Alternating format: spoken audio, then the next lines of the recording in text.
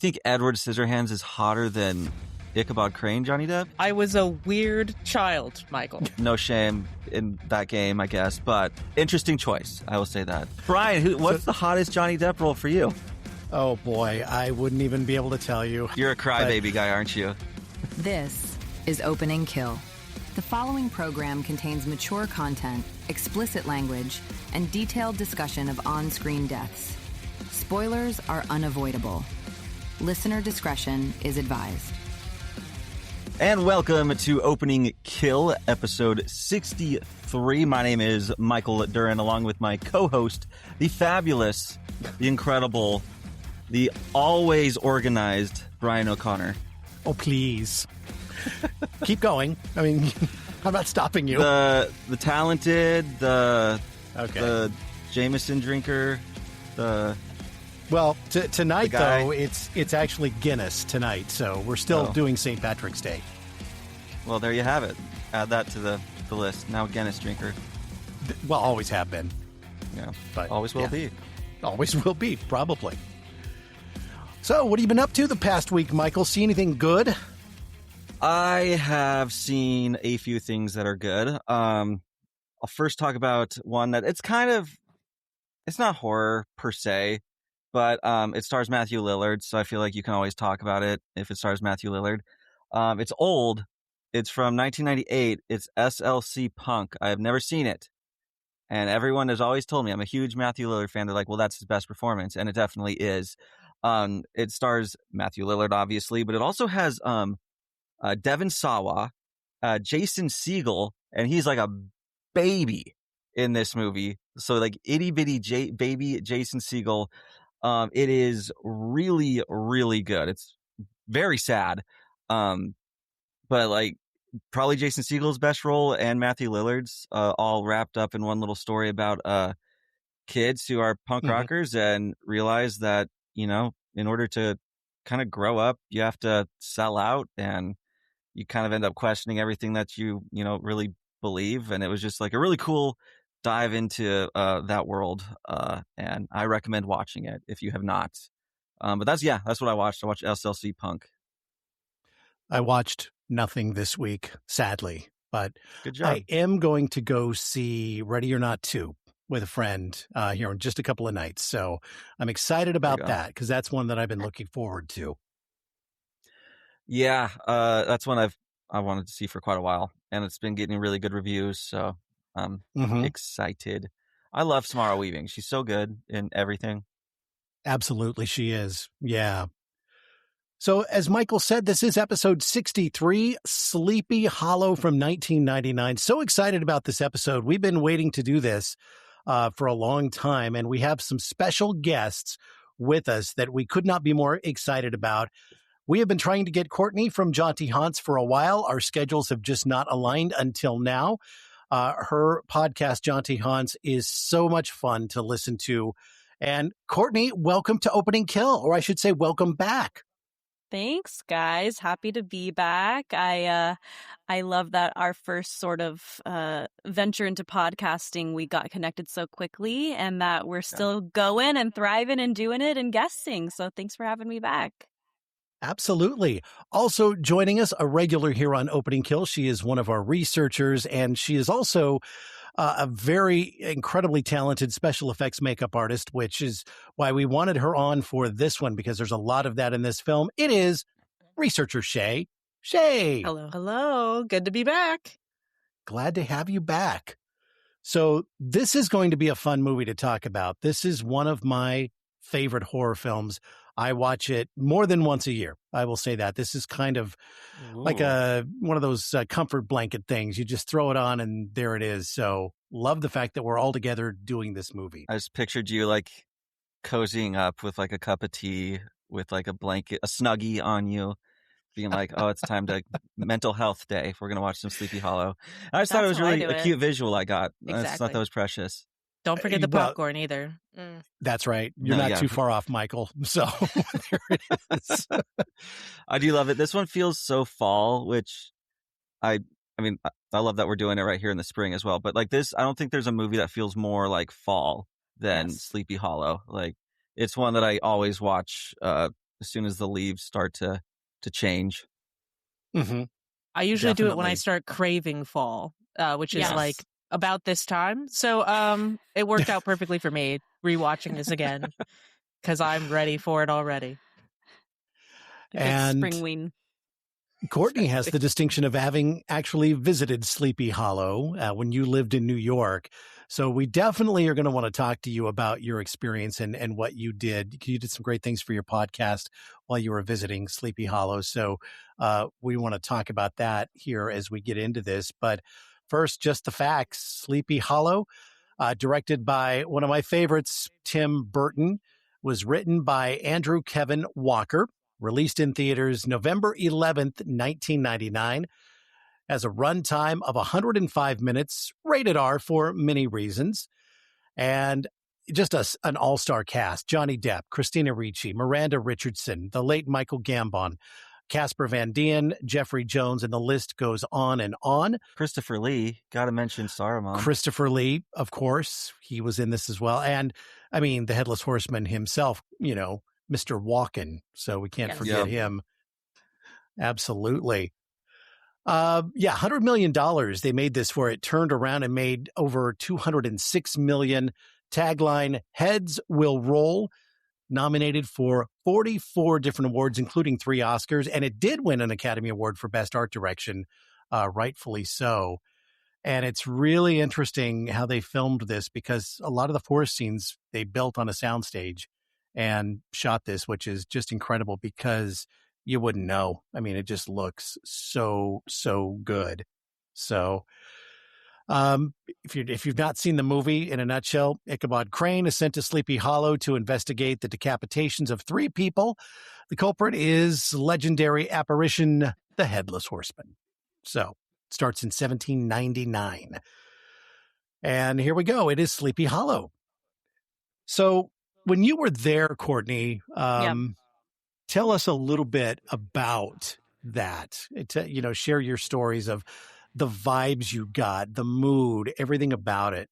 Oh, yeah. I mean, so I have to say first, before we moved to New York, I made a joke of like, it would be fun to find something upstate that has like a Sleepy Hollow vibe. And they were like, yeah, like Sleepy Hollow. And I was like, yeah, like that vibe. And they're like, yeah, like the place. And I was like, well, it's not a real place. They're like, yes, it is. Like, I truly did not know Sleepy Hollow was a real town. I felt so dumb. So that was one of the first excursions that we planned and did upon moving to the East Coast. And I'm glad I did so soon because I fell in love and I went back many a time. It was truly like a 34-minute train ride from my door to get to Tarrytown, which is like the proper big town surrounding Sleepy Hollow. And it's everything you'd hope it would be, honestly. I mean, I hate to get people's expectations up like that. Obviously, it's not like... No, it is. It is haunted. Like, I have videos and pictures of people's front yards. One of the most recent trips I went, I realized there was this person's front yard right when you get off the train and you go up the hill, and the whole front gate and patio is made out of people's graves that have been like recycled. Like, it's like broken down headstones that were made into their porch. And I'm just like, what? Oh my God. Yeah. I'm like, that's insane.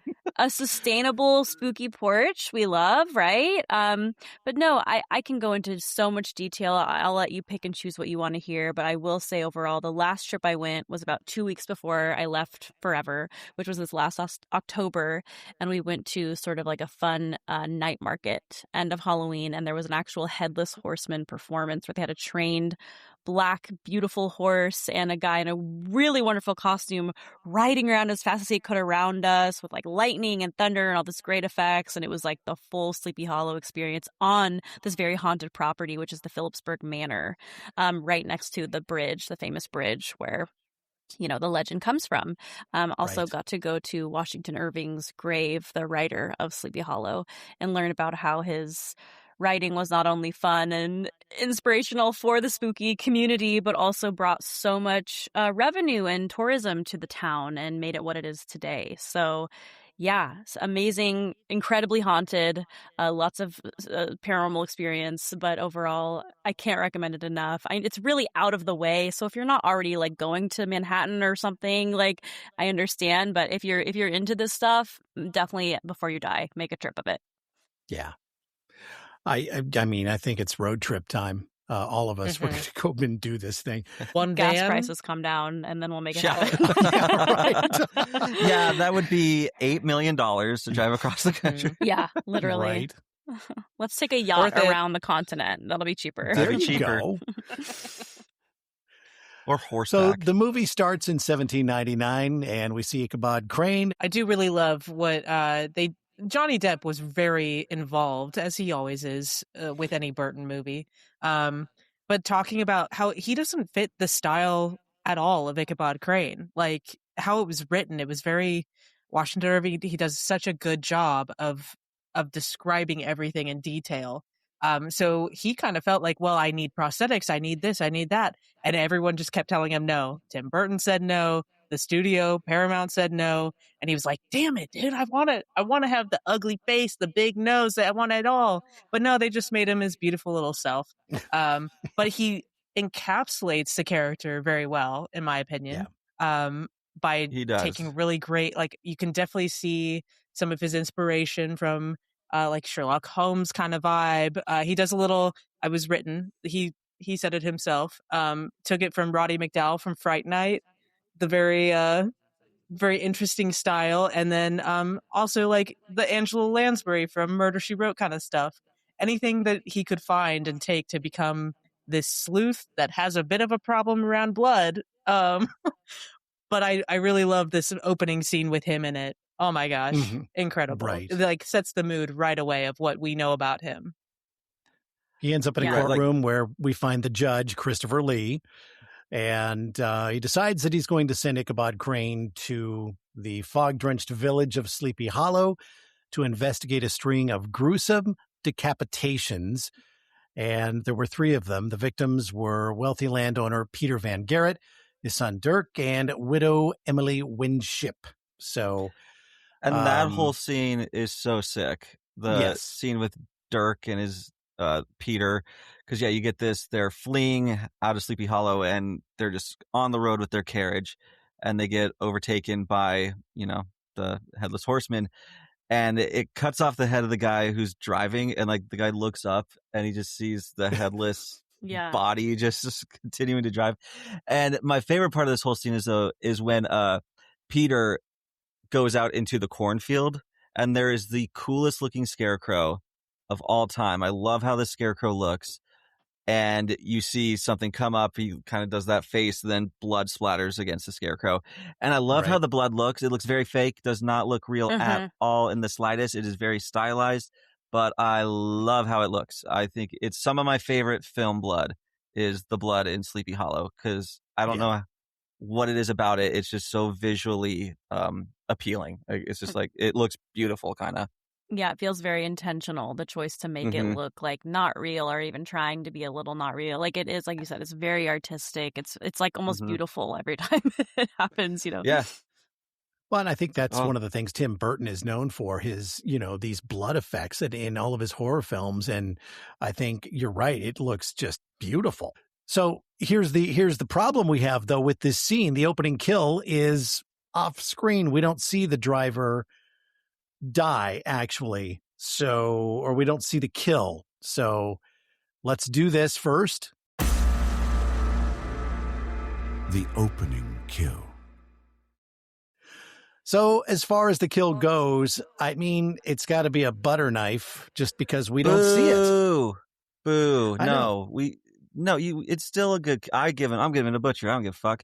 It still looks cool. Like that whole thing where he looks up and he just sees the headless body. So you pan up and you see the carriage driver where he's just headless. Like, I don't know. I'm still vibing with that. I like how that looks, even though you don't see it. I think it still is a cool kill. Like, if you're going to do it off screen, I don't mind an off-screen kill, but you have to show the body, is my thought process. So as long as you show the body, I will forgive it being off-screen, and I like the whole setup with it and how the body looks. Like, so I'm going to give it a butcher. I love this opening kill. Okay, we disagree on that one. We do. Courtney, what do you say?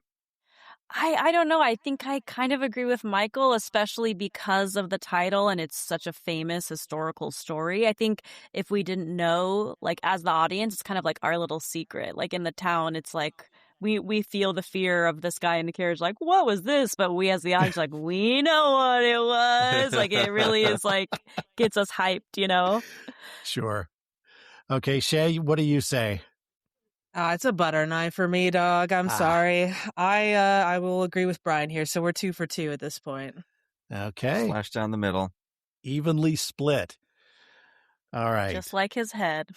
Just like That's right. There it is. Well, Ichabod arrives in Sleepy Hollow, and he's not welcomed real well at first here. He's not. I mean, he's weird. Like, they're probably never seen a guy like this. He's very eccentric, all while being incredibly hot. Like, it's kind of crazy how good looking Johnny Depp is in this movie. Like, this might be his peak. Like, truly, this might be his best looking role ever. And he's just, he's like a little emo boy. So yeah, that's 17th century America. They've never seen a little emo boy before. So yeah, of course they are very confused by him. He did such a good job at like othering himself, right? Like it really felt like the city slicker is coming up into the mountains to get into our business, right? I think that he did a great job of being like, without feeling presumptuous of like, I'm telling the town what to do, but being like, I'm just here to do a job, you know? Yeah, like I was always a fan of Edward Scissorhands, personally. I was in love with him. Oh my God. You think Edward Scissorhands is hotter than Ichabod Crane, Johnny Depp? I was a weird child, Michael. We'll leave it at that. Fair, but wrong. I understand. I think, yeah, that's, you know what? To each their own. No shame in that game, I guess. But interesting choice. I will say that. Brian, what's the hottest Johnny Depp role for you? Oh, boy. I wouldn't even be able to tell you. I would have to go back and think on it. You're a crybaby guy, aren't you? Actually, I would say Sleepy Hollow is probably a pretty solid choice. Yeah. Yeah. Anyway. He's chiseled. So he shows up. They're having a party when he shows up, and the Van Tassels. And so he walks in, and this is where he meets Katrina Van Tassel, played by Christina Ricci, who and gives the him a entire kiss. Guest of Harry Potter, basically. Yes, exactly. And he takes up residence with the Van Tassel family while he's there to investigate these murders. The town's elite elders insist the killer is no ordinary man, but the vengeful spirit of a headless Hessian mercenary risen from the grave in search of his stolen skull. And Ichabod is having none of this. And there's a very cool flashback scene where we actually see the death of the Headless Horseman in this. Christopher Walken was just hamming it up for this role. He's like, yeah. Yeah, his like just one growl, just like, oh my God. Well, and he couldn't really talk with the teeth. Yeah, he couldn't really talk with the teeth, so all he could make was his noises. Teeth. But they were very fitting noises for this scary. Well, they were scary myth. I think they had to do that to keep him from talking because, you know, we all are familiar with his dialect. So if he was like, I'm coming to get you, I'm coming for my head, my horrible impression. But like that way it's like, no, just scream, Christopher That was pretty Walken. Good. I was about to try to do a Walken impression and I quickly realized, oh no, I can't do that. So I took that. That was better than I could do. I did a poor one. That was better. Oh, okay. No, we bowed down. That was better than I could do. So well done. I was about to be like, just like, hey. Is that Christopher Walken? Is he in the room with us? Oh my God. Hey, we got him on the podcast, you guys. Oh That's my crazy. God. Surprise appearance. So we see the flashback of the Hessian. He's being tracked by soldiers, and he gets into a battle with him. There are two little girls, actually, who are watching him, and he comes upon in the woods.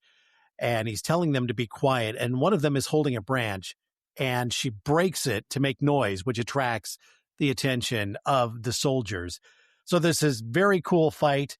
We get two soldiers that are decapitated.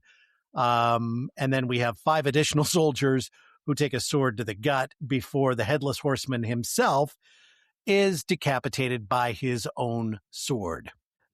I do love this scene. I am a little confused because, like, the girls. I mean, I like the sound effect of the stick breaking, but also like a little bit of like a hey, he's over here would have probably been better than a stick breaking.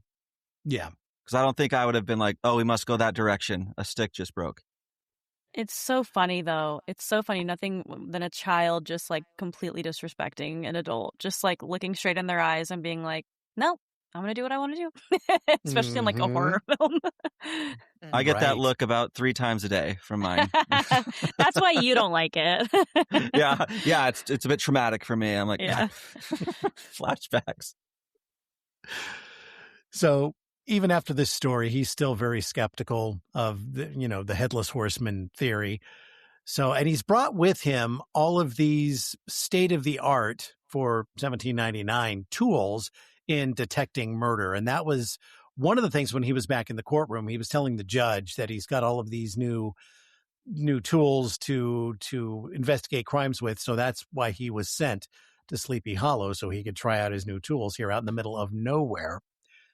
So we have another victim that falls, and this is kind of a funny scene. He shows up, and they've moved the body a little bit. And he said, "You must never move the body." And they're like, "Why?" "Because I said so." Something like that. Yeah, it's a little servant of the Van Garretts that is killed. His name's Jonathan, right? So Jonathan Masbeth, yeah. And he's he lives in this village, and his young son ends up joining Ichabod as an assistant. And the investigation. Well, because now he's an orphan. He's an orphan. Yeah. Much like Ichabod's an orphan too, right? Mm-hmm. Yep. Yeah, because we do get some little flashbacks. We don't get the full story by any means quite yet, but we have gotten little flashbacks of Ichabod Crane's childhood, where it's clearly something really weird happened with his mom at the hands of his dad, and we don't really know what for quite yet. But you get these very bizarre flashbacks that involve his parents. So he's come from some trauma for sure, which helps explain his character a little bit more as well. Right. So he demands that they exhume the bodies, the 3 original bodies, and they do. And he brings one of them into the doctor's little office. And the scene's great. It's a pretty funny scene, actually. It's like, yeah, he's going to do his little operation, I guess, with the cadaver. I don't know what autopsy, you call it. Whatever. Autopsy, yeah. It's the autopsy room. And he just cuts into it, and he just gets sprayed immediately in the face with this blood.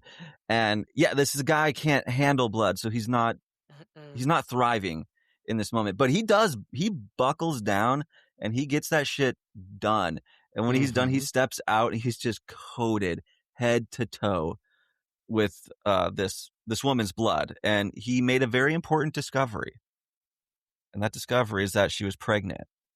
Right. So now there's been extra victims of the Horseman that they originally did not know about. Exactly.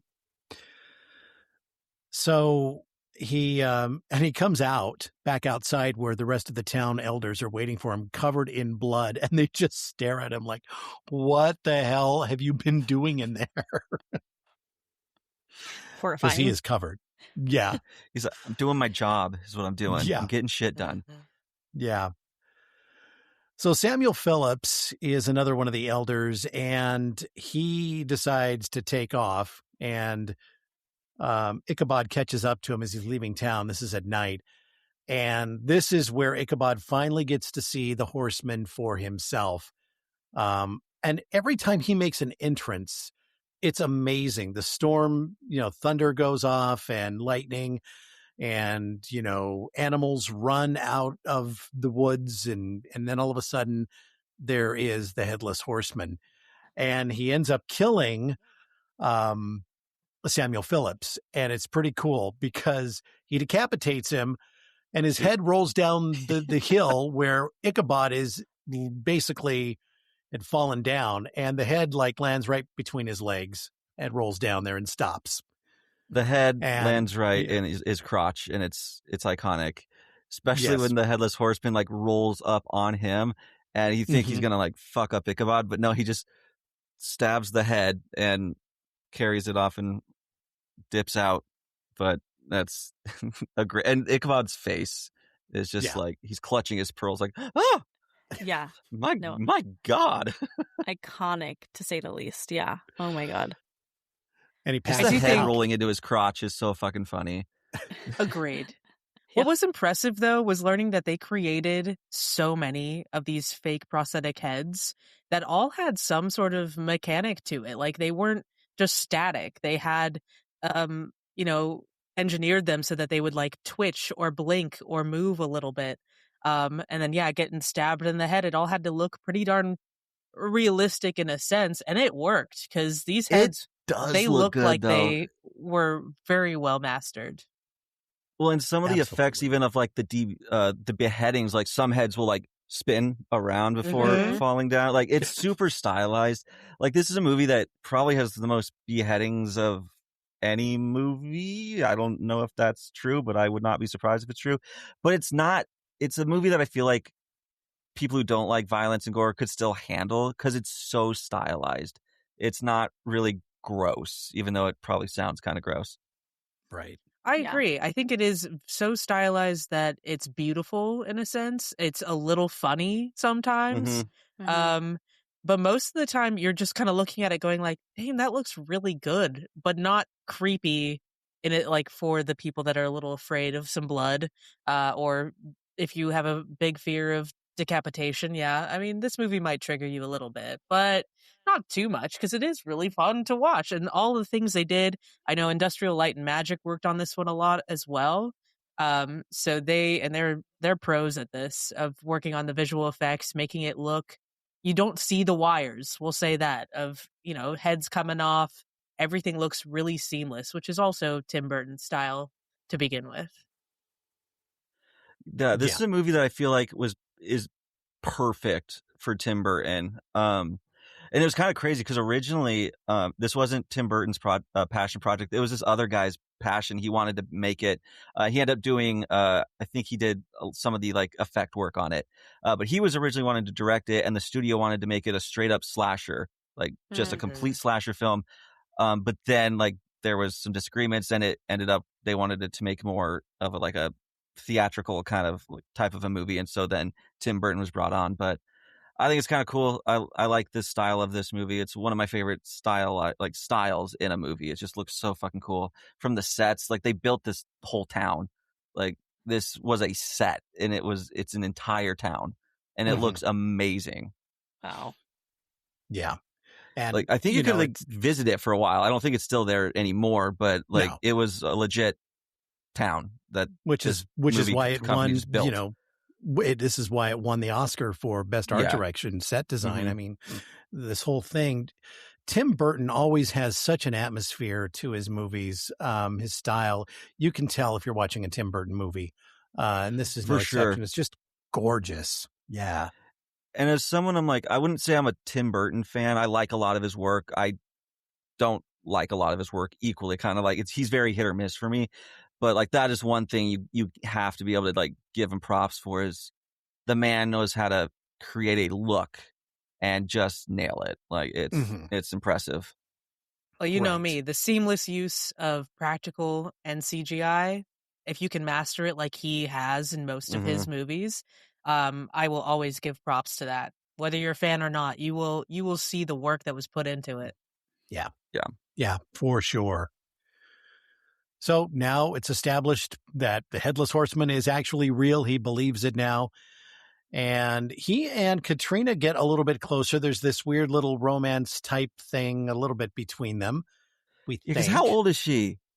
Yeah, I hate it. Oh, I hate it so much. Yeah. Yeah. I don't want to Yeah. talk about it. So this was Oh, we're gonna talk 99. So about it. she was, I think she was born in 1980. So she was 18 or 19 when they filmed this, and he was not. I think he was like So 34, 35, maybe Something older, like that. 38. yeah. Yeah. It's not as bad as Phantom of the Opera, where No. the leads were like 40-year-olds and she was like 17. Oh, Like, Emmy that's Rossum. insane. Yeah. Yeah, like that's Yeah. crazy. But this one still feels you're like, I don't particularly like Christina that. Ricci just like read so young too. Like she seemed like a She did. 15-year-old She's in the still- movie. Yeah, Uh-huh. she And that's- feels like a kid. Yeah, and like, in the time period, I know that was appropriate, but the last few times I've been like Brian, like especially like around like autumn time, I'm like, all right, round 3, let's go. And each time it gets a little grosser. I'm like, she's a baby. This is weird. I don't like that. Right. And So- they just could have. I don't know why they cast her quite so young. I understand the times, whatever, but like, it's a movie. You can make changes. People have been casting 30-year-olds as high schoolers in slasher movies since the beginning of time. Like, we could have just done that here. That's what Tim Burton likes, though. He likes them young and blonde and sickly. Mhm. And Most there you are. importantly, sickly. Like that's Sickly. that is the key there. Look at all of him. Look at his track record. Yeah. That's true. Shit. So he ends up going into the western woods and discovers the horseman's grave beneath the twisted tree of the dead, which is a This portal tree's so between cool. worlds. This is pretty awesome because he starts whacking away at this tree. And we get more of this Starts whacking fabulous that tree. blood stuff here. Yeah. Oh yeah, it just flies everywhere. This tree is a bloody, soggy mess. It's quite gross. Right. It looks cool though. Does look cool. And so they also run into, is this where they run into the witch? Well, a little bit later. Like A little bit first later he is gets the like. witch. Well, also we missed where he gets the iconic kind of classic moment where Brahm tricks him into thinking he's the Headless Horseman, but does that whole little reveal where it's like, oh no, it's just the guy running around with the. Oh, that's you know, right. Yeah. That's right. So he gets tricked from Brahm, which is from the story. So I'm glad they included that. Right. Exactly. Oh yeah, and she So- also gives him a little spell book because she's a little witchy girl. She is a White little witchy witch. girl. White And witch. and then we're starting, I think by now we're starting to learn that maybe his mom was also Yeah. a witch and daddy didn't like that and he was just like religious guy asshole. And so we're starting to learn more about that. So we're kind of like, ooh, so his mom was a witch, dad maybe killed her because of that. We're starting to piece some stuff together from his childhood. So Right. In the meantime, the his horseman hand stuff can- too. Yeah, we learned that he has like these scars on his hands, which is important too. Yeah, I Forgot still about never that. That is true. understood that. I'd always thought, I was like, what is that? I still don't really know what that is. Maybe I missed it, but yeah. It's so there's like this torture device that has like nails on it and like you get shut in it. Yeah. And I think he touches it at some point. Like I Okay. think he falls on it or something. Like I don't remember, but it fucks his hand up, and I don't know if you Well- really would be left with the scars like that, but Yeah. it looks cool. I think it was an Iron Maiden. It was an Yeah. Iron Maiden. Yeah. That's what Yeah. it is. And there are flashbacks to his youth where his mother is being Trapped in I don't know it. what she's in this thing. He has a dream that she's in this thing and it opens up and this just wave of blood comes out and she comes falling out of it. But yeah, and there is a scene where you see his hands go down. It's kind of a weird, those are the weird moments in the movie. It's trippy, but it's Those are the supposed to, I think, stylistic kind of be things. Yeah, the Yeah, blur it's of kind of what's really real, what's really not. Yeah. exactly. Yeah. It feels like a dream, Right. but it also a memory. And I do want to say this is how you know he had a bad childhood because his fucking dad had an Iron Maiden in their home. Mm. Like what the fuck? You don't have Well, one yeah. of those? I guess not. Maybe that's what the house That's is what missing. you need for the kids. Oh, I mean, yeah. well, Yeah, it has to be- yeah. yeah. They would love it. That'd Where be do you their put them in favorite toy. timeout? The Iron The Maiden. Iron Maiden. Sure is. I always forget they're called Iron Maidens, and then I'm like, oh, that's where that band got that name from. Yeah. Yep. Well, the horseman continues his brutal killings. Next, we have a whole family that he takes out. This one kind of we start sucks. with It's sad. oh my god, Mr. Killian. So he shows up at their house and they hide their little boy underneath the floorboards of the living room, and so Mr. Killian is decapitated. his head is put into a bag. And then he goes after Mrs. Killian. Same thing. She's decapitated. And then you see this poor little boy looking up with these angel eyes, just like looking up, and there you can see through a hole in the floor that somebody's walking. And then, yeah, he doesn't make it either. Thankfully, we don't see that, but he's also decapitated, and his head is thrown into the bag with his parents, and that's that. And I kind of like how the horseman walks. Like, it's very, I don't know how to explain it as to why I like it, but it's very weird. He moves very interesting. I don't know. It just looks not human. So whoever was doing like his like body work was really fucking good, because they managed to make him look not human as he's just walking around. That's one of my favorite aspects of it. He looks fantastic. But yeah, we get to see him off the horsey. Yeah, we do.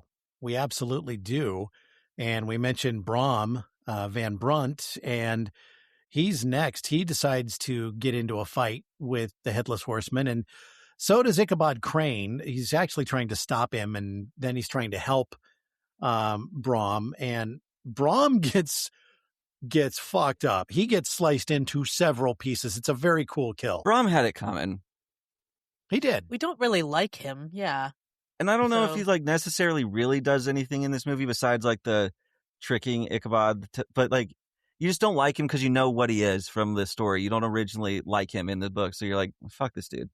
Right. And he does have that like dumbass hero complex where you're like, because he would have gotten away with it, right? Like he wasn't coming for Brom, but Brom just kept trying to fuck with him, and then finally he's just like, okay, fine, I guess I'll just kill you.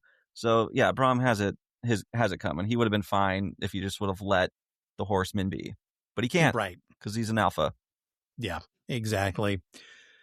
And Ichabod starts putting this all together, and he suspects there's a conspiracy among the town's elders, the most powerful figures, and he's even starting to suspect possibly Katrina's father, Baltus Van Tassel himself, which bothers Katrina, obviously, because she finds his journal, and she starts to get rid of some of the evidence that he has.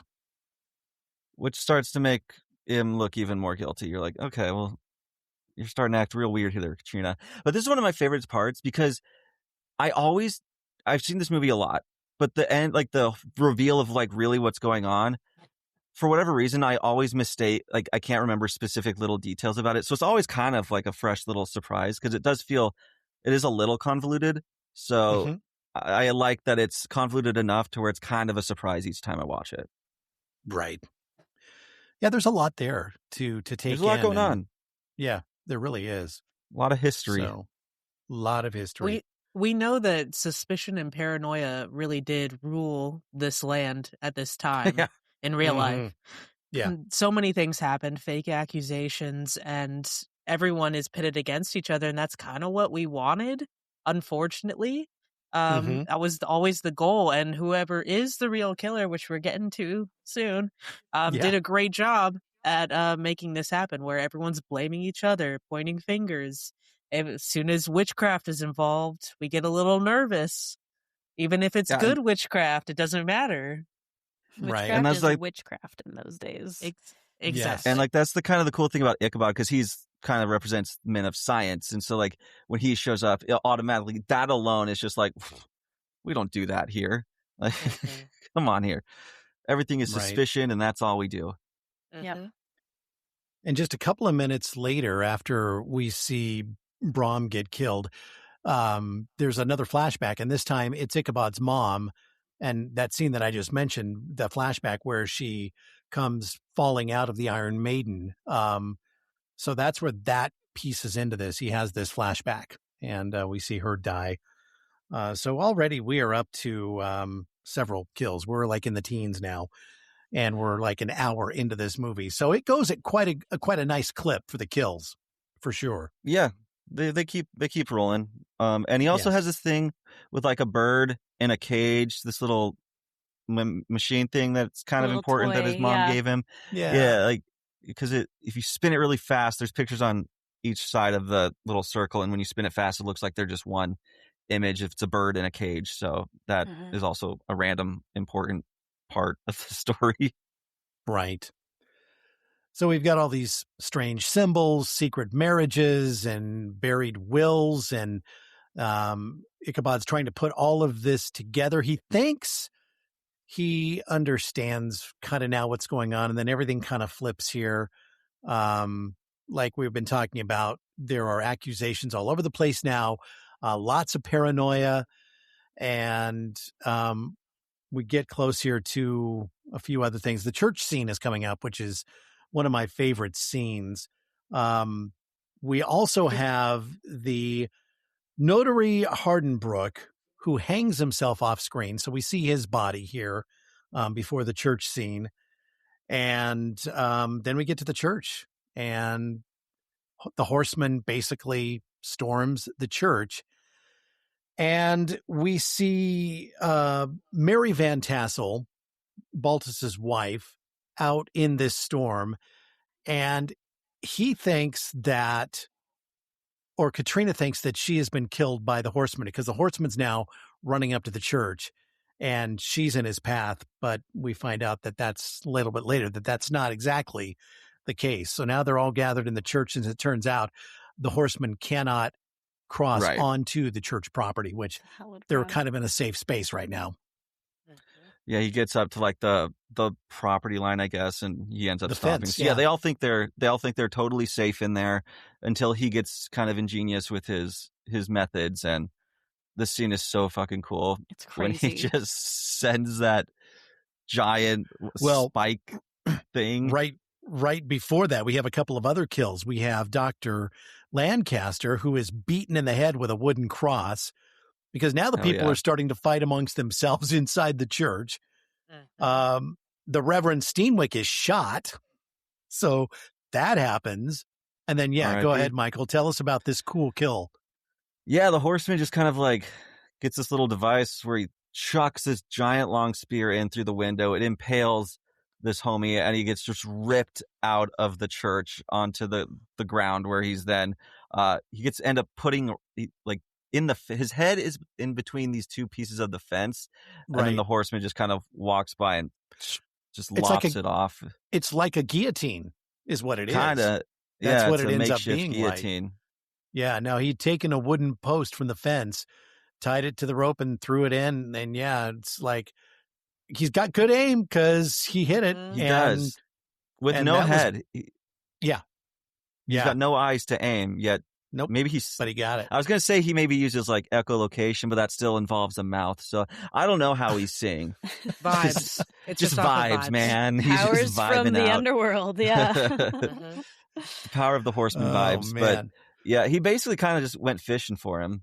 He did. And he went right out that stained glass window, down 2 stories on the ground, and dragged to that fence. So I will say he died with more dignity than I would have, because like I would have got the wind knocked out of me. I'd have been laying there like gasping, just rolling around on the ground before I got my head cut off. So good for him. At least he had some decorum that I wouldn't have had. Oh my gosh. And Katrina faints, but she's drawn this incredibly elaborate symbol on the floor of the church now as well. So it's pretty cool. And she's all little powers or whatever. Yeah. Well, and he starts to suspect that Katrina might be the one who is controlling the horseman, but she ain't. It's not her. And have we gotten to the part where we learn, like, you have to get his skull? Like, that's what... Well, so isn't that what the witch told him in the woods? Yeah. Because we kind of briefly mentioned it, but in this scene, there's this witch that he ends up talking to, and she informs him, like, the person who has his skull controls the horseman. So he also now knows that, where it's like, okay, I got to find this dude's skull, and that'll lead me to whoever's doing this shit. And that's when they went to visit the tree. Yeah, that's when the tree scene happened. It brings back, I think, for Ichabod some, okay, this is rational. This is a person we're dealing with. Because when he looks at the horseman, he's like, I don't even know how to deal with the unknown. Yeah. But when it comes to, we have now a person I need to look for, this is what I'm good at. But he's still kind of falling into the same traps of pointing fingers, looking at the suspicious people. We got a witch writing stuff on the floor. It's kind of leaning towards his good little girl for a minute, and it makes him uncomfortable, so he does leave her, which was sad because we know it's not her. Has he seen Katrina's mom banging in the woods yet? I believe that end. happened already. Yeah. Because that was with the Reverend. Was it the Reverend? I think it was the Reverend. Yeah. They were getting it on in the woods. Yeah. They weren't concerned about splinters. No, they were not. Opening thrill over here. Yeah. That's our sub podcast where we talk about spicy things. Yeah, that's right. That's the late night. That's a whole different show over there. The late night show. The late night show. So we find out that the true mastermind here is actually Mary Van Tassel, and she actually has killed the servant girl Sarah, decapitated her. And then she goes and visits the witch in the woods, who happens to be her sister. They were the two little girls in the woods that day at the beginning of the movie. And she decapitates her sister. And now we're getting closer to the end. And basically, Mary made a pact with dark forces to resurrect the horseman and exact revenge on those who had wronged her. So this is all driven by a past of betrayal and loss. And so, yeah, she's not a nice person. And one by one, she has orchestrated all of the deaths of heirs and witnesses to seize control of the Van Garrett estate. So she's basically been manipulating everybody from the shadows. She has the power to raise the horseman. And it's very cool because every time she does, he comes jumping out of this tree where, the body is. So, yeah. Yeah, she likes killing people to get herself more rich. Like, she's just a stereotypical piece of shit. Greed, man. She sucks, stereotypical gold digger. Yeah, yes, God, this is what Kanye was talking about in that song. Well, we're going to end up at the windmill for the final fiery confrontation. And this is a pretty cool scene because now it's Katrina, it's Ichabod, and young, what's his name? The kid, Jonathan. I think it's Jonathan, the little kid. I think his dad's name was Jonathan too. But they all show up at the windmill. They are trying to get away from the horseman who is after them. Is there anything cooler than like a period piece windmill scene? Like, they're always cool, especially when they involve fire. Mm-hmm. Like, I love this was windmills. Just impressive to me. Yeah, the way they actually filmed it was a miniature set where they then like composited the actors onto it. They used slow motion tactics. These are all practical things that you can just do in camera most of the time.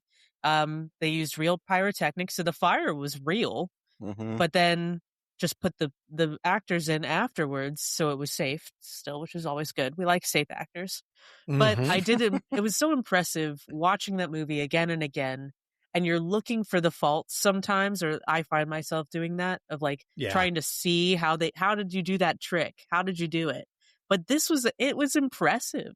Miniature work, just like Star Wars, just like everything, like Industrial Light and Magic, once again, I'm a big fan of them. So anything they do, impressive. Right.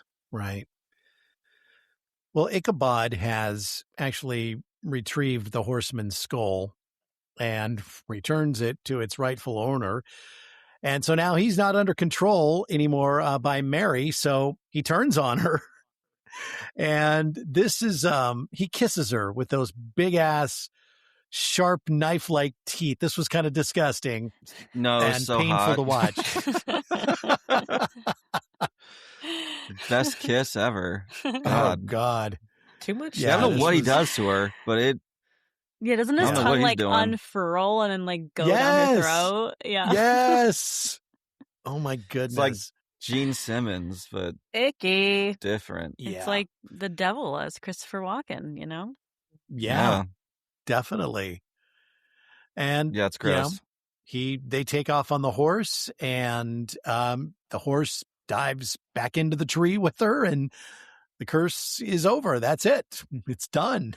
So, Do you think they got married? oh, maybe in hell. Yeah. Yeah. Maybe they're just lovers. I mean, it's hard to say. I think he immediately cut her head off once they were down there. Oh, probably. Kind of his thing. Yeah. Birds of a feather, though. Doesn't he have his head cut off? Like they're just twinning. Yep. Yeah, they're just And twinning. he doesn't have to listen to her yap all the. No. Am I right? Am I right? So Ichabod leaves Sleepy Hollow. He takes Katrina and young Mazbeth with him and go back to New York City. And that's where they're going to all start their life together. And that is the end of the film. That is Sleepy Hollow. So when you were there, Courtney, Yeah. I'm sure you talked to quite a few people. Are people like always talking about this? Are they proud of the fact that this story, was set there? What's the vibe there among the people? I mean, it's funny, right? I feel like it's so much like it's generational. I can tell like the Gen Zs and the younger people maybe are kind of like, whatever.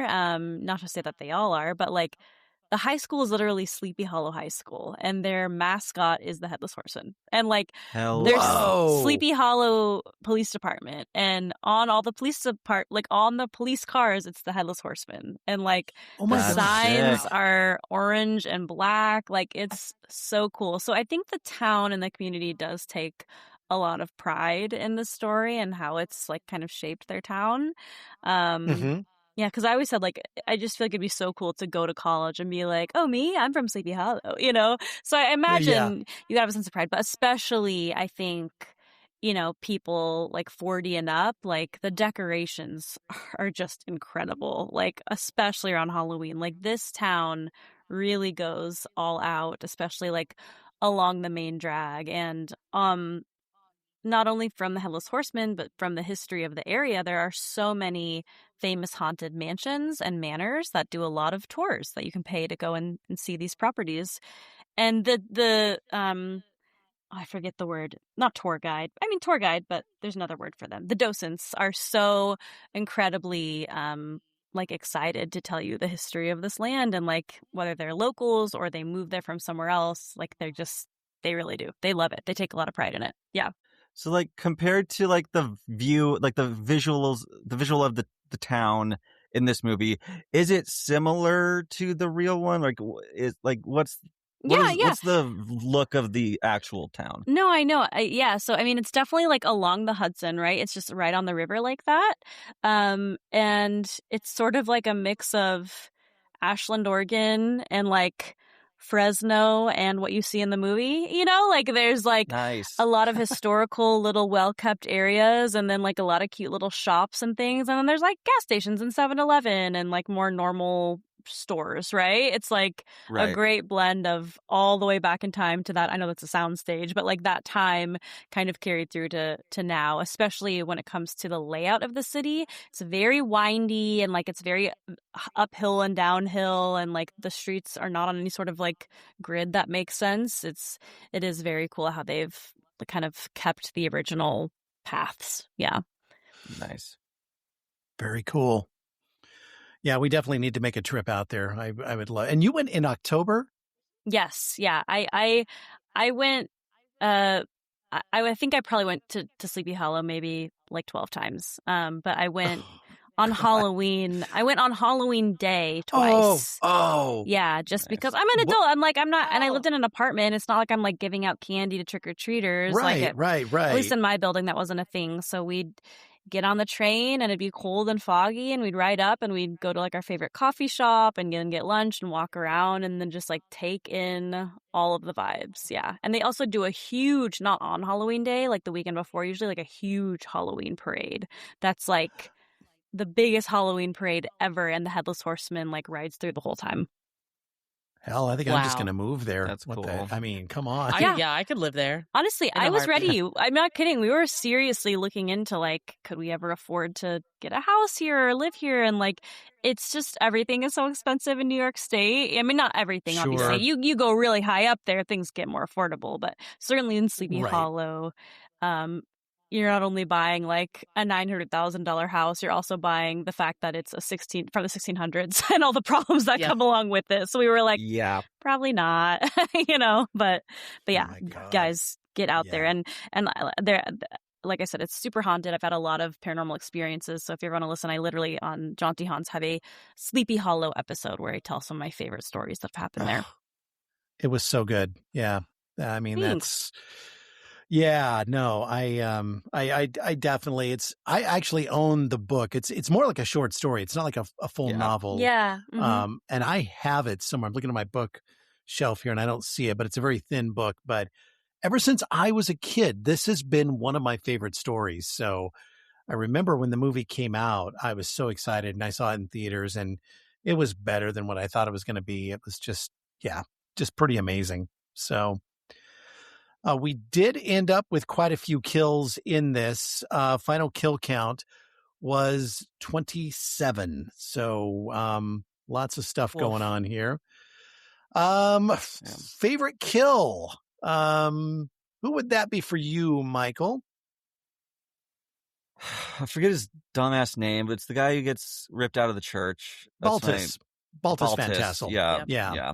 That's my favorite kill. It's sick. I would say Samesies. that's mine. Yeah, Shay, same. What about you, Courtney? I'm trying to think. I mean, I think there was the one, and forgive me if I can't remember the exact name, but it's like closer to the beginning when he's like keeping lookout over the town, maybe in the cornfield, that one. And then he, gets him right there to the guy who's keeping watch. I like that one because it's like really brings in the sense of like, oh, this guy, because that's like, I think what, the second or third kill at that point. And it's like, this guy's on a rampage. Like, and just the total great horror movie aspect of like, I'm on the edge of my seat. Like, oh my God, get back in your tower. He's coming. Like, right. Yeah. The full vibe. Yeah. Favorite character. Start with you, Shay. Oof. I mean, I gotta go with Ichabod. That's the thing. He had so much growth in this movie. I also relate to him a lot of wanting to stick to what's real and then having your world kind of blown up a little bit, of physically watching the horseman come out and be like, oh damn, I'm in trouble now because I didn't believe in you. And then accepting the world of there is such a thing of having both. And of course, love me some Johnny Depp. Yes, he was cute. All right. That also helps. Of course. Right. Michael. Yeah, I mean it's Ichabod. He's awesome. Like you get everything like Shay said, where this man is a man of science. It's this way. That's all I know. To then having to pivot and realize, okay, fuck, I don't know what to do now because my whole belief system is just got shit on, and having to just navigate that. He does it so well. I love Ichabod in this movie. He's just a delight.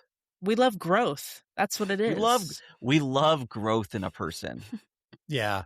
More Courtney. growth, please.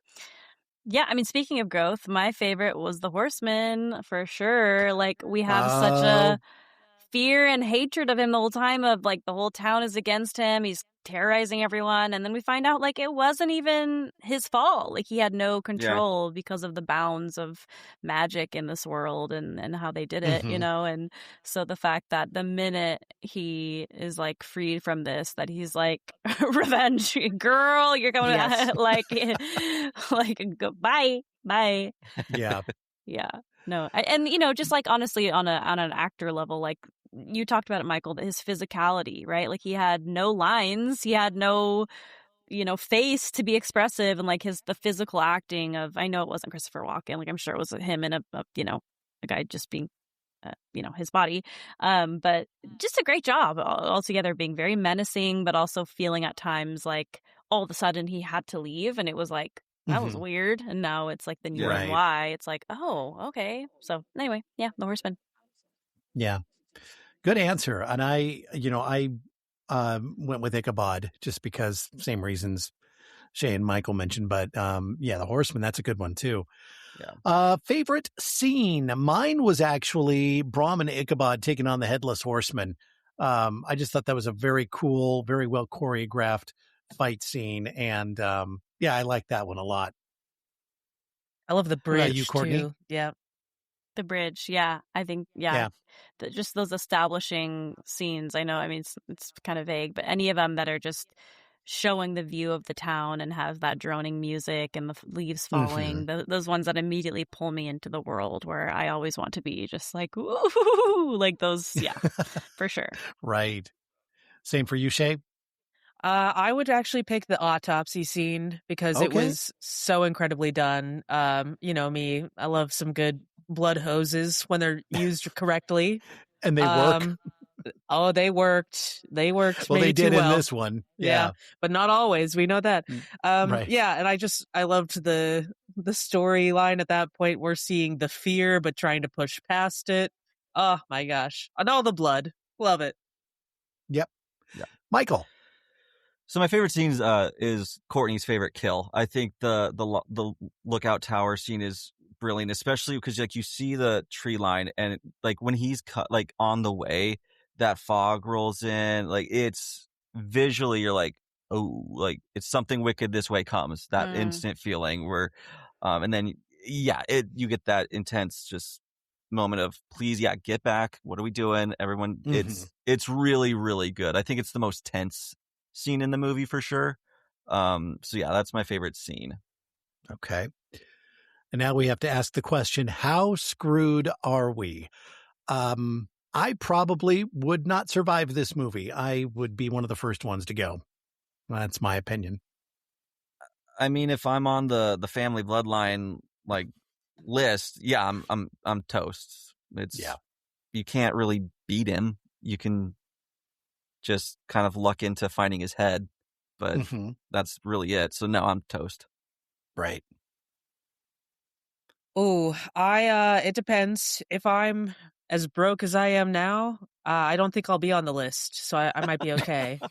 But yes, if I had any name to me, we're in trouble. That or we just got to be the ones controlling the head. Right. I don't know. I know. I guess if you have control of the head, you got nothing to worry about as long as you keep it to yourself and you keep control of it. I was gonna say, I think I'd be fine. I just keep doing witchcraft like I do now, but more intense back then, because that's the only power that I would have, and be like, exactly, my lord, I can help you find your head. Well, we would be staying at your little cabin in the village. Yeah, we'd be your roommates. Oh yeah, yeah, for sure. So we really don't have a final girl, final boy score here. I mean, it's not like your traditional slasher. Technically, give it to Christina, but yeah, if we have to give it to her, she gets like a solid 1. Like, I don't know, like she survived. Wow.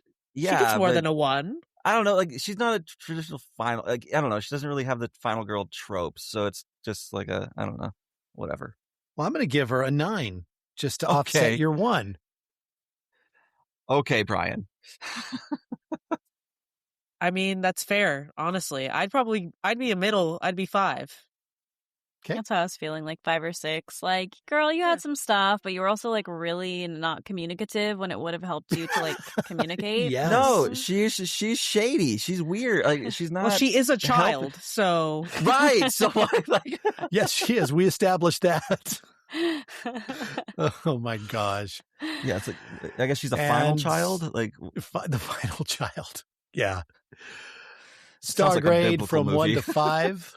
What do you give it, Michael? It's 5. I love this movie. It's it's everything you want a movie to be. Like it just feels so theatrical and just so you just get so engrossed in this world. Like, I love it. Yeah, it's a 5 for me. 5 for me. Completely agree. It's like the perfect blend of not being too scary for me, more wimpy, but also like fully immersing in the autumnal scary season. I love it. Right. Slasher survival tip. If your town's killer is a headless ghost on a flaming horse, this is not an investigation. It's a relocation situation. Pack your bags and leave because you are already in Act 3, and Act 3 does not love you. That was a very poetic. Very poetic. Very. I I liked that. it. I wrote that while I was at the beach over the that? weekend. No, I was at the beach over the weekend, and it just came to me, so I wrote it out. Oh, the Oregon coast will do that to you. Yep, I get it. Brian Shakespeare. Yeah. Coming up next, we have your scare preview. But first, this is where Michael and I normally say all kinds of wonderful, nice things about the Jaunty Haunts podcast. But since we have the creator and host of Jaunty Haunts here, we'll let her do that. Yeah, we don't need to do it. Yeah. Tell us about the podcast and what's coming up and what's been going on. Yeah, I'm so excited, you guys. Thanks for bringing it up and for chatting about it in previous episodes. I'm in pre-production and working on season 3 right now. So if you haven't listened to Jaunty Haunts, please listen now. You can listen to seasons 1 and 2. Those are out and rolling. Season 3 is going to have Michael on, and we actually just recorded our episode a little over a week ago where we talked about the Hat Man and different sort of sleep paralysis demons. And hopefully we can get Brian on later in the season as well to talk about something else. But yeah, I talk to all kinds of people about haunted paranormal tropes, ideas, themes, topics. I get their own personal experiences and stories, and I, as someone who sees ghosts, talk about the stuff that I see and the stuff that I experience as well. So you're welcome to come. It's a safe place. Listen, and like I always say, we can all feel a little less crazy together. What is the scariest encounter you've had? There's 2. The one I've shared is just way too long to go into, but essentially something so haunted and scary followed me home from a graveyard in Ashland when I was going to school there. And it had the piano that I lived with in the house, like that piano was playing itself. After many weeks of tormenting, haunting, cupboards and doors being left open, hearing disembodied voices in the other room, fighting with my roommate, and then the kind of climax of that was the piano playing itself while I watched it play. Wow. So that was definitely one of the scariest things. And then most recently was probably like the full kind of bodied, it's I hate the word, but I don't know what else to call it, but like what I thought was a demon on the subway, like a horned entity with sort of like tattoos and bloody markings inscribed on its body, that kind of started to follow me. And I had to literally go to the church and like touch the church and be like, "Don't follow me! I'm a touching church." And it literally did this motion, like, and then turned around and went back into Grand Central Station. Wow. So anyway, these are very short versions of these because I don't want to take up too much of your show. But if you want to hear the full version with the full soundscape and ambiance, please go listen to Jaunty. Absolutely. Highly recommend it. And I'm also glad we were able to connect through our mutual friend Jillian. Yeah. Because when we started the same week, our podcast the same week, a couple of years ago. And she was telling me about yours because we were talking about mine and Michael's. And she goes, my friend Courtney just started this one called Jaunty Haunts. You've got to check it out. And I did. And I reached out to you because I thought, this would be just such a great partnership to get together and talk about each other's podcasts and have each other on. And it's been a lot of fun. So thank you for all of your support of Opening Kill and for coming on and sitting in with us when you have time. Happy to do it. And I'm happy we have this awesome little relationship. Thanks. Shout out to Jillian. I'm glad we can boost each other in this spooky realm that we're in. The Scare Preview. All right, scare preview time. Movies coming out that we are excited about. Michael, what is on your list? Oh, golly. So technically I've already seen this movie, but it's not out yet. I actually have been in touch with the director, Roger Connors. He's a really cool dude, and he's got this upcoming slasher called Meat coming up. It's hitting the festival scenes right now. They do not have a release date yet, but hopefully this year. And it's after a night of drugs and debauchery results in the fatal overdose of an underage gay man. An innocent bystander is left to take the blame. And upon his release from prison, the guilty party becomes the focus of an eccentric killer's revenge. And I recommend just Googling the movie called Meat, by the way.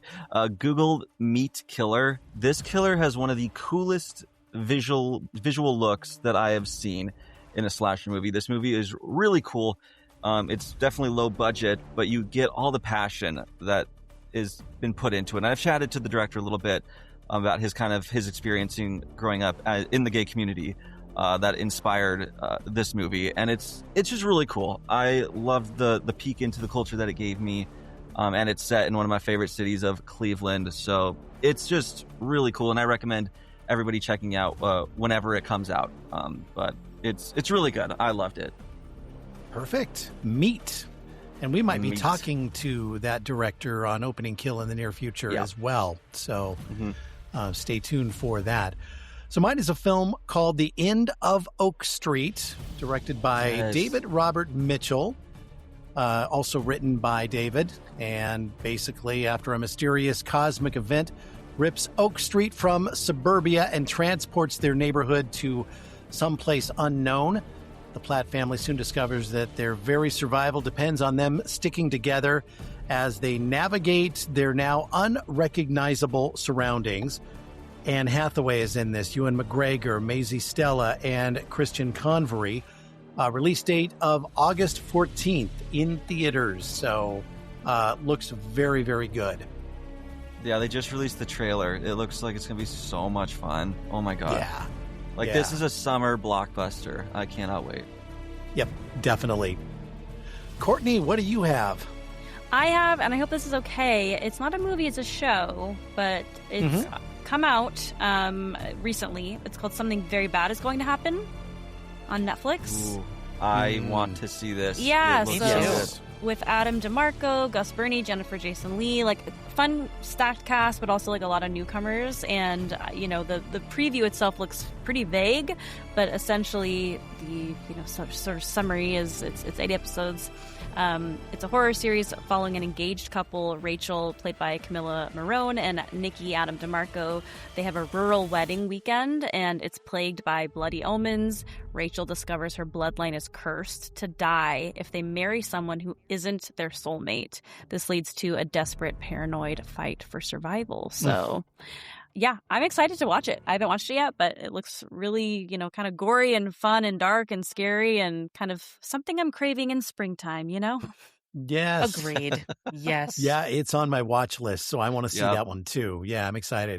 Yeah. I've heard nothing but good things from Cool. like all the horror creators have been just like singing its praises. Amazing. So I cannot wait. Cool. I just have to carve out the time to like watch a series. Right. So that's Well, that wraps up episode 63, Sleepy Hollow. Thank you to Shay for sitting in and joining us and giving us your expertise on some of the practical effects and makeup effects. Always enjoy having you here. And Courtney, I'm so glad we were able to get you back on. I know that, you had a major move from the East Coast to the West Coast and a lot of stuff in between. And yes, we've been juggling too. So I'm glad we were able to finally land on a date where we were all available and able to do this. Me too. Thank you so much for having me back, guys. Always a pleasure. Thank you.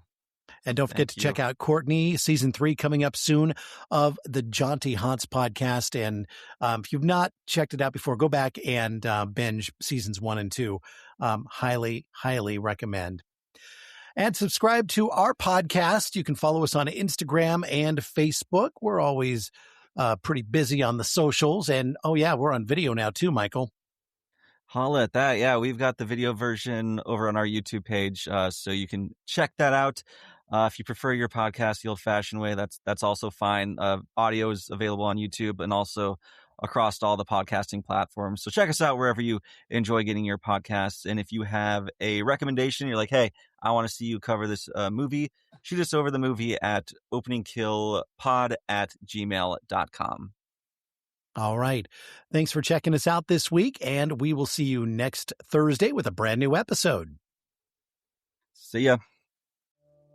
Opening Kill is produced by Mystic Cloud Productions and hosted by Brian O'Connor and Michael Duran. New episodes drop every Thursday wherever you listen to your favorite podcasts. And don't forget, you can watch the video versions on YouTube. See you next time, if you survive the opening kill.